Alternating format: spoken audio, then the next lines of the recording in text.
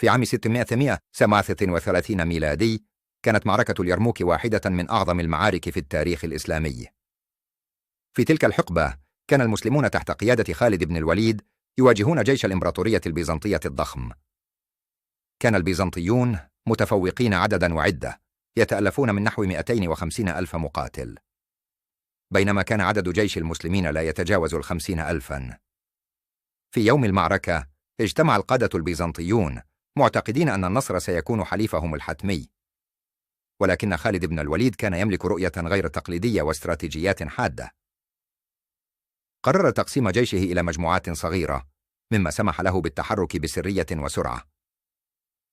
استخدم تكتيك الكر والفر، حيث كانت كل مجموعة تختبئ في الظل وتظهر في اللحظة المناسبة لضرب العدو. بدأت المعركة تحت وهج الشمس الحارقة.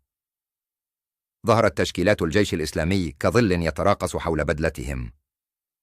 وبالرغم من تفوق عدوهم في العدد، نجح المسلمون في قطع خطوط الإمداد البيزنطية.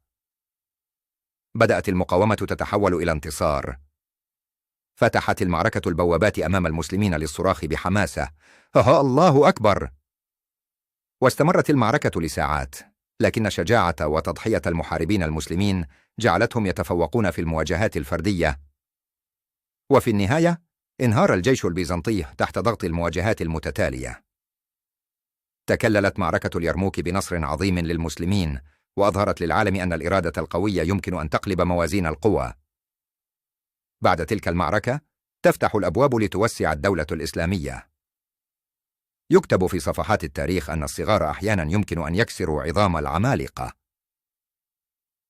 في زمن الخلافة الأموية، وتحديداً في عام 750 ميلادي، شهدت الأمة الإسلامية واحدة من أروع الثورات في تاريخها، والمعروفة بثورة العباسيين. كان الفقر والظلم قد خنقا الناس في ظل حكم الأمويين، حيث سيطر النبلاء على الثروات، بينما عانى الشعب من شظف العيش. لكن في خضم الاضطرابات الاجتماعية، بدأ مجموعة من الثوريين في الدعوة إلى تغيير النظام تحت قيادة رجل يدعى أبو مسلم الخراساني. أبو مسلم كان شاباً ذكياً وشجاعاً من أصل فارسي، عرف منذ الصغر بعزيمته وإيمانه بأهمية العدالة. كان يتجول في القرى يحث الناس على مقاومة الفساد والاستبداد. بدأ القتال تحت راية النقاش الأسود. انتشر الثوار في أرجاء الدولة واستطاعوا أن يجذبوا معهم شريحة واسعة من الشعب. في معركة كبيرة في عام 750 ميلادي واجهوا الجيش الأموي في مدينة الزاب. على الرغم من الفارق الكبير في العتاد، إلا أن حب الشعب وولاءه لأبو مسلم قضى على القدر الفائض من القوة.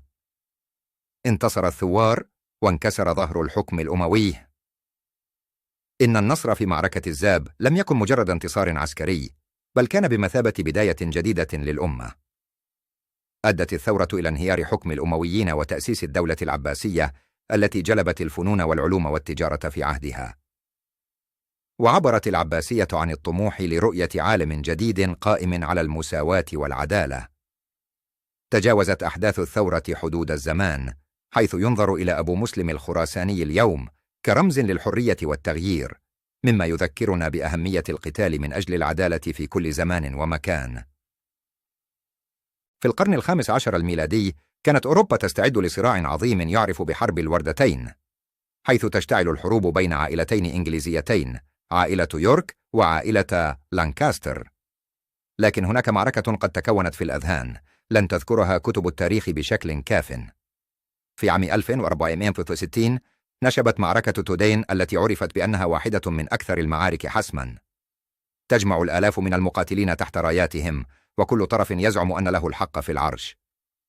كانت الأرض مبللة بماء المطرف، وسحب من الغبار تتصاعد من أقدام الفرسان.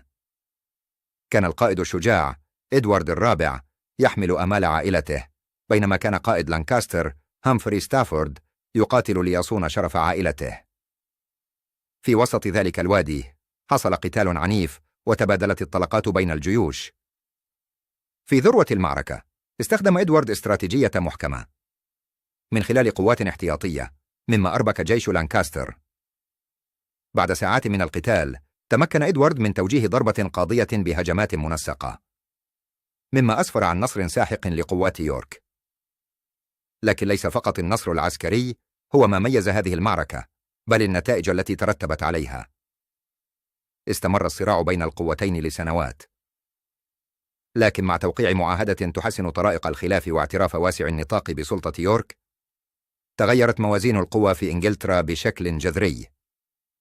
عرفت تلك المعركة بأنها المعركة التي وضعت أسس حكم عائلة يورك، وتعمقت الانقسامات في المجتمع الإنجليزي على مر عقود. يا لها من معركة تركت أثراً عميقاً ليس فقط على المجرى التاريخي لإنجلترا، بل أيضاً بالطريقة التي تنظر بها الدول إلى الولاءات والانقسامات الداخلية.